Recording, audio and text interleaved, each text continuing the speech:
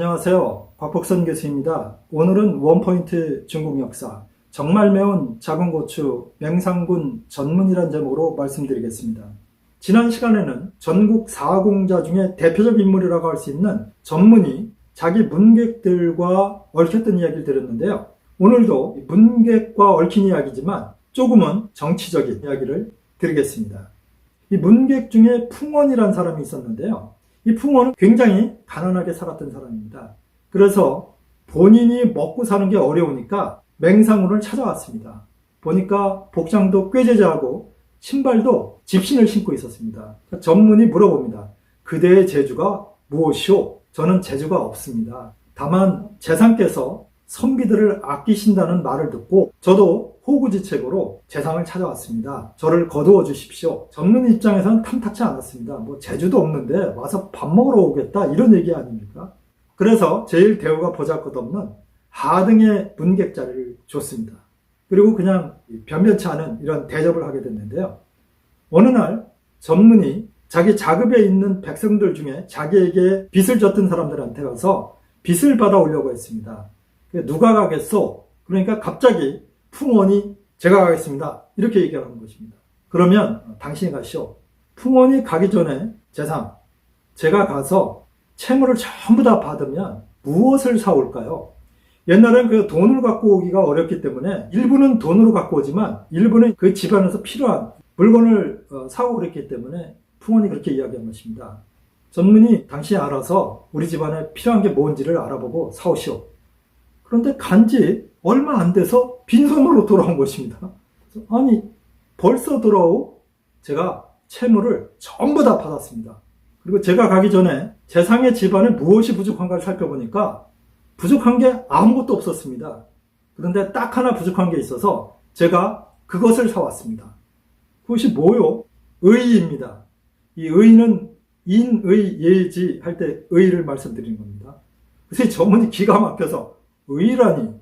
제가 가보니까 백성들이 빚 때문에 허덕이고 있었습니다. 제가 재상의 이름을 빌어서 빚을 졌다는 증서를 다 갖고 오라고 했습니다.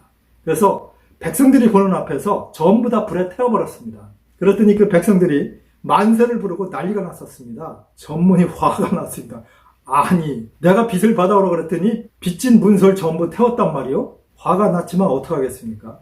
알았어, 올라가시오. 그런데 놀랍게도 나중에 전문이 제민왕과 사이가 틀어져서 결국 재상직에서 물러나면서 자기 자급으로 돌아갔습니다. 그때 백성들이 연도에 전부 늘어서서 만세를 부르면서 난리가 난 것입니다. 우리 현명한 재상께서 오신다. 우리가 정말 잘 대우를 해야겠다. 이런 얘기를 하면서 백성들이 정말로 자기 부모처럼 맞아들인 것입니다.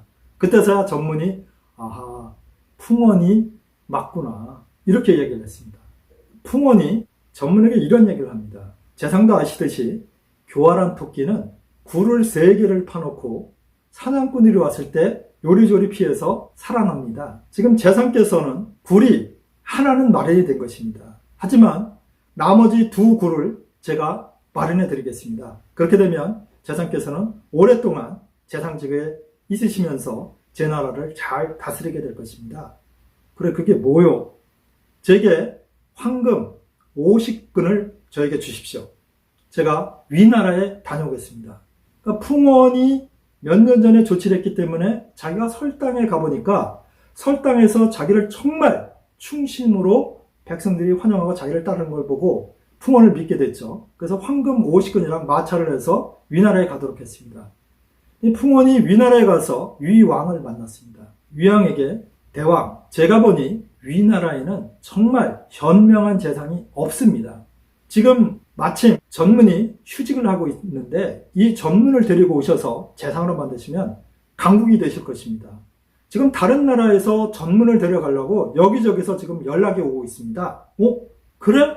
100근이나 되는 황금을 마차에 실어가지고 빨리 전문을 데리고 오라. 그래서 위나라 사신과 함께 풍원을 보냅니다. 근데 전문이 보더니 내가 왜 위나라에 가서 재상을 하느냐? 나 안 간다. 이렇게 이야기를 했습니다. 그런데 그 소문이 제민왕과 대신들한테 들어갔습니다. 얘기를 듣고 보니까 이거 큰일 났거든요. 만약에 맹상군이 다른 데로 간다면 그 나라가 강성해질 것 같은 그런 느낌이 든 겁니다. 쉽게 말씀드리면 풍원의 계략에 의해서 맹상군의 몸값이 엄청 올라가는 것이죠. 제민왕이 자기가 싫어서 내쫓았던 재상이지만 어쩔 수 없이 서신을 씁니다. 그래서 밀봉을 한 뒤에 이 태부에게 직접 그 서신을 들고 와서 맹상군을 상국으로 모신다고 이렇게 설득을 해서 결국 맹상군이 다시 상국의 자리로 옵니다. 풍원이 웃으면서 두 번째 굴은 이제 마련이 됐습니다. 어느 나라에서나 재상을 원한다는 것을 이미 제민왕이 알기 때문에 함부로 내치지 못하실 것입니다. 세 번째 굴은 뭐요? 대왕께 간청하셔서 제 나라의 종묘를 설당에 설치하라고 하십시오. 그 비용이나 모든 것을 재상께서 대시면 됩니다. 알겠소. 전문이 제민왕을 설득해서 종묘를 설당에 설치했습니다. 이야기는 뭐냐면 만일에 제민왕이 전문을 싫어해서 파직을 시켰을 때 전문은 결국 설당으로 돌아가게 되는데요. 이 설당의 백성들은 전문한테 충성을 다하고 있고요. 문객도 수천 명이나 되고요. 거기에 왕실의 종묘가 있기 때문에 함부로 공격을 못하는 것입니다. 그러니까 전문을 죽일 수 없다는 얘기죠. 그러니까 전문이 빙그레 웃으면서 정말 풍원이야말로 내 제사 중에 제사자. 그래서 맹상군은 사실상 제후가 아닌데도 불구하고 나중에 물러났을 때도 독립적으로 설당을 지배하면서 죽을 때까지 독립적인 지위를 유지했습니다. 어느 나라 제후도 설당을 건들지 못했습니다. 다만 그가 죽고 나서 아들들끼리 싸움이 벌어지면서 결국 전문 집안은 멸문을 당했지만 전문의 아들이 조금만 똑똑했었으면 그렇지 않았을 것입니다. 어쨌건 전문은 자기가 살아있을 때에 자기의 지위와 모든 걸 지킬 수 있었는데요. 이 교토 3굴, 즉 교활한 토끼는 3개의 굴을 마련해서 자기 피난처로 삼는다. 위기가 왔을 때 잘 피한다. 똑같이 전문도 3개의 조치를 취하면서 아주 평안하게 임종을 맞이했습니다. 그런데 전문의 정치적인 업적을 보면 그는 범저가 주장했던 원교 근공의 정책을 썼습니다. 그래서 제 나라에서 조금 떨어져 있는 위나라와 한나라와 맹약을 맺고 셋이서 합심을 해서 북쪽에 있었던 연나라와 남쪽에 있었던 초나라를 공격하는 그러한 정책을 써서 제 나라의 기반을 튼튼하게 했던 사람이 바로 전문입니다. 그런데 역사적인 평가는 어떨까요? 우리가 3대 유학자 그러면 공자, 맹자, 순자를 드는데요. 이 유명한 순자는 전문뿐만 아니라 전국 사공자에 대해서 혹평을 가했습니다. 그들은 군주에게 충성스럽지 않았고 허명을 쫓으면서 사익만을 취한 자이다. 이렇게 혹평을 했습니다. 그런가 하면 중국에서 이름이 높았던 가이라는 사람은 반대로 평가했습니다. 이들은 정말로 현명했고 인재를 잘 선발했으며 국가를 위해서 공을 세운 자들이다. 어느 평이 맞을까요? 제가 보기에는 후자의 평이 맞는 것 같습니다. 순자는 너무나 이 충성이란 관점에서 봤지만 사실 가이가 봤던 것은 군주에게 충성하는 것도 물론 중요하지만 그 국가를 잘 지키고 백성들에게 혜택이 돌아가게 하는 게 더 중요하다고 봤기 때문에 전국 사공자에 대해서 높게 평가했고 특별히 맹상군에 대해서 높게 평가했습니다. 저도 전국 사공자에 대한 이야기를 들으면서 느낀 것인데요. 첫째는 작은 재주가 있더라도 우리가 그러한 사람들을 무시할 게 아니라 적재적소에 잘 써야 국가가 부흥할 수 있다. 두 번째는 어떠한 위기 상황이 올지도 모르니까 국가든 개인이든 기업이든 교토 3굴처럼 미리미리 대비책을 세워야 된다.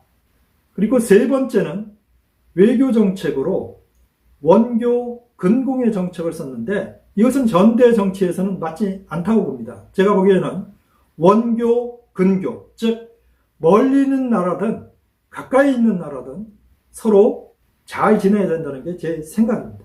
그 세 번째 점에 있어서는 맹상군과 좀 궤를 달리하지만 맹상군을 보면서 느꼈던 것은 비록 키가 작아서 어려서부터 놀림을 많이 받았지만 작은 고추가 맵다고 이 맹상군의 정책이나 맹상군이 그 문객들을 다뤘던 솜씨나 문객들의 건의를 받아들여서 국가를 흥성시켰던 그러한 모습을 보면 맹상군이야말로 정말로 작은 거인이면서 우리 속담에 나오는 정말로 매운 작은 고추가 아니었나 이런 생각이 듭니다.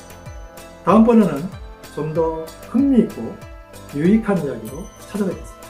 시청해 주셔서 감사합니다.